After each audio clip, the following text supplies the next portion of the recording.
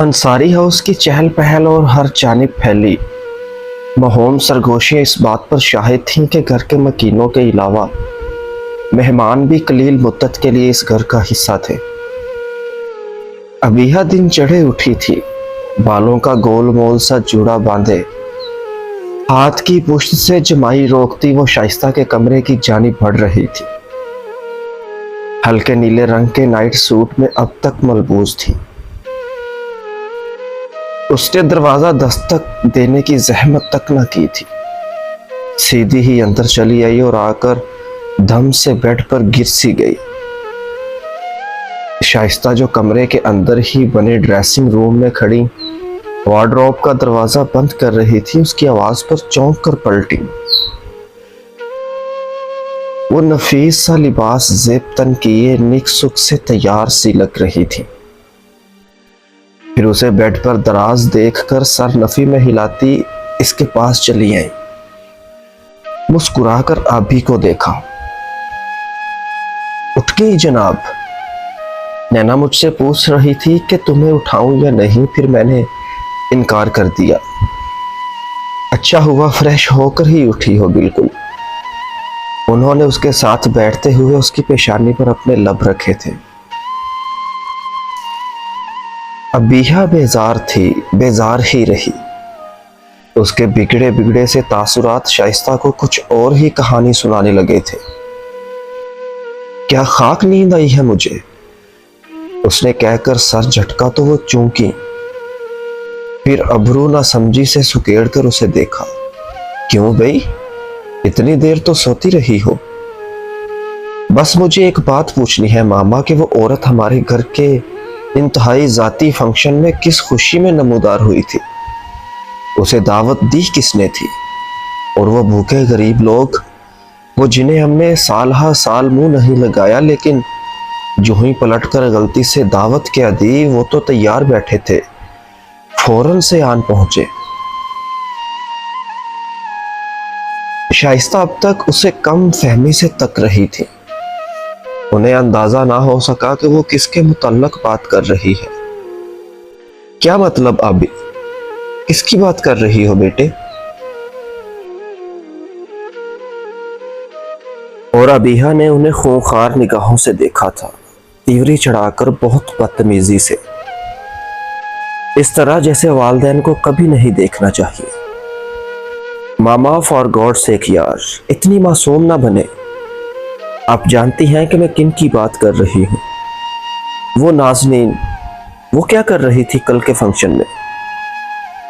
اور اب کہ شائستہ نے گہرا سانس لیا تھا، پھر اسے دیکھا۔ بیٹا، کچھ وجوہات ہوتی ہیں جن کی وجہ سے ہمیں سب کو ساتھ لے کر چلنا پڑتا ہے۔ تمہارے ڈیڈ کی بھی کچھ مجبوریاں تھیں، اور ان کی ایسی کیا مجبوری آڑے آ گئی تھی کہ صدیوں پرانی رشتہ داری کو یوں منظر عام پر لانا پڑا۔ پہلے تو کبھی کوئی نام تک نہیں لینا پسند کرتا تھا ان کا اس گھر میں۔ پہلے کی بات اور تھی، وقت بدلتا ہے تو مفادات اور اغراض میں تغیرات واقع ہو جاتے ہیں، اور ایک کاروباری شخص کے لیے تو مفاد کا پیمانہ اتنی ہی تیزی سے بدلتا ہے جتنی تیزی سے اس دنیا میں سانس لیتی زندگی بدلتی ہے۔ کاروباری لوگوں کے لیے محض تبدیلی کے ساتھ ایڈجسٹ کرنا اہم ہوتا ہے بیٹا۔ اگر وہ اس سب میں اپنے جذبات کو جگہ دیں گے تو بزنس کبھی ترقی نہیں کر سکتا، اور بس پھر بزنس ہی ترقی کرتا ہے ماما۔ گھر میں پلتے انسانوں کی زندگی ایک ہی نقطے پر ساکت رہ جاتی ہے۔ ڈیڈ اس ترقی کے لیے کوئی پیش قدم کیوں نہیں کیا کرتے؟ اس نے بلا شبہ بہت کڑا طنز کیا تھا۔ لمحے بھر کو شائستہ نے اس سے نگاہیں چرائی تھی، پھر سلے جو سے انداز میں مسکرا کر اس کے رخسار پر چھوا۔ ہوا کیا ہے؟ تم کب سے متاثر ہونے لگی لوگوں کی موجودگی سے؟ جس آبی کو تو میں جانتی ہوں، وہ تو لوگوں کو ایسے نظر انداز کرتی ہے جیسے وہ زندہ ہی نہ ہو۔ اب ایسا کیا ہو گیا ہے کہ اس قدر غصہ آ رہا ہے؟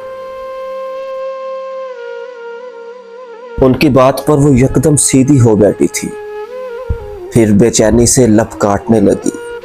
وہ ایسے بہت کم نروس ہوا کرتی تھی۔ मामा मैं हरम को पसंद करती हूँ, आई लाइक हिम। एक पल को तो मुकाबल विराजमान खतून ने अबरू हैरत से उठाकर उसे देखा था। वो उससे ऐसी किसी बात की तवक्को नहीं कर रही थी। फिर वो मुस्कुरा दी, जैसे उसके एतराफ से खुशगवार सी हैरत ने उनका अहाता किया हो। रियली? उनके इस्तफसार पर वो जल्दी से सर हिलाकर मुस्कुराने लगी थी। वजूद में फैली तलखी लम्हों ही में ज़ाइल हो गई थी, यूं गोया कड़वी सी जिंदगी में कोई मीठा सा इत्र घोल गया हो। कब से? बताया क्यों नहीं मुझे? आप इस सब को छोड़े मामा, ये मैं आपको बाद में बता दूंगी। मसला ये है कि हरम को मैंने नाज़नीन में दिलचस्पी लेते देखा है। वो उसे जानता तक नहीं है अभी बेटा, वो उसमें कैसे दिलचस्पी ले सकता है? और नाज़नीन उससे बड़ी है, 2 साल बड़ी है उससे। लेकिन उनकी तावील पर उसका दिल सब्र नहीं हो रहा था। उसने हरम की महजूज और सराहती निगाह देखी थी। वो नाज़रीन को अगर पसंद ना भी करता तो आगे इम्कान यही थे कि वो उसे पसंद करने लगेगा, और इसे इसी एक इम्कान ने खौफजदा कर दिया था। मामा मुझे कुछ नहीं पता, आप नाज़रीन का दाखिला हमारे घर में बंद करवाएं। मैं उसकी जानिब से इनसिक्योर हूँ।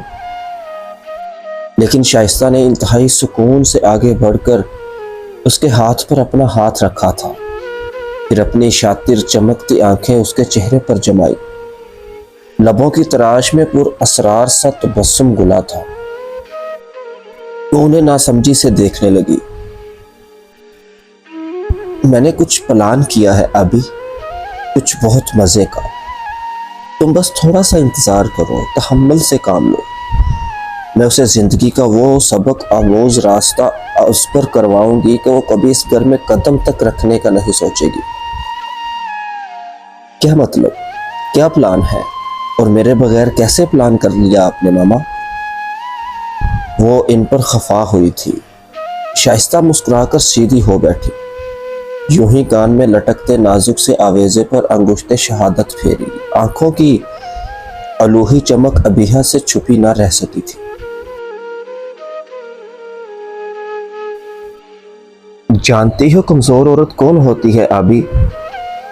वो सिंगार आईने में नजर आते अपने तरोताजा से सरापे को तकते हुए बहुत जाज़बियत से बोली थी। वो जो बेवकूफ हो। उसके जवाब पर उन्होंने होले से गर्दन हिलाई थी। मुस्कुराहट अब तक लबों पर रक्सा थी। नहीं, वो जो अक्लमंद हो। उनके जवाब पर अबीहा हैरान हुई थी। अक्लमंद औरत कैसे कमजोर हो सकती है मामा? किस तरह की मंतक है ये? होती है बेटे, अक्लमंद औरत बहुत कमजोर होती है। वैसे ही जैसे ज़हीन लोग अक्सर डिप्रेशन और घुटन का शिकार रहते हैं। लम्हे भर के तवक्कुफ के बाद वो बोली तो आवाज सर्द महसूस हुई थी। नाज़नीन अक्लमंद है। वो जितनी अक्ल रखती है उससे कहीं ज्यादा अपनी जात के अंदर दुखों को जगह दे सकती है, क्योंकि अक्ल इंसान को जमा तफरीक करके देती है, सही और गलत की, साफ और मैले की। वो खौफजदा रहती है अपनी इज्जत से, सींत सींत कर रखी जवानी से, अपनी कुर्बानियों के ज़ाया हो जाने से। ऐसी औरत कमज़ोर होती है बहुत, और हम उसे उसकी कमज़ोरी से ही काबू कर सकते हैं। हम उसे उसकी ताकत से नहीं पकड़ सकते, उसकी ताकत का मुकाबला हम नहीं कर सकते, लेकिन उसकी कमज़ोरी को अपनी ताकत ज़रूर बना सकते हैं। इंसानों की कमज़ोरी ही बहुत से इंसानों की ताकत होती है। शाइस्ता ने कहकर उसकी जानिब देखा था, फिर होले से मुस्कुराई। सर्द आंखें मुस्कुराते हुए भयानक लगा करती थी। और जानती हो नाज़नीन की कमजोरी क्या है? अबीहा ने मेकानकी से अंदाज में सर नफी में हिला दिया था। उसे नहीं पता था कि उसकी कमजोरी क्या थी। ताल्लुक। ताल्लुक? उसने सवालिया सा दोहराया था। वो लोगों से ताल्लुक नहीं गांठा करती थी, लेकिन जिनसे गांठ लेती थी वो उन्हें कभी नहीं छोड़ सकती। آپ کیا پلان کر رہی ہیں ماما؟ تمہارا راستہ ہموار کر رہی ہوں، بس ساتھ دینا اور انجوائے کرنا۔ کمزوریاں بہت دلچسپ ہوتی ہیں، ان کا وجود تھرل کا باعث ہوتا ہے۔ اس تھرل کو مانچ کر سرے عام پر لانے والا آرٹسٹ ہوتا ہے، ظالم آرٹسٹ، اور مجھے ایسا آرٹسٹ بننے میں کوئی آر نہیں۔ پھر کب تک انتظار کروں میں؟ ابیہا نے پرجوش ہو کر پوچھا تھا۔ بس تھوڑا سا۔ بند کمرے میں وہ دونوں اب تک مدھم سرگوشی میں باتیں کر رہی تھی۔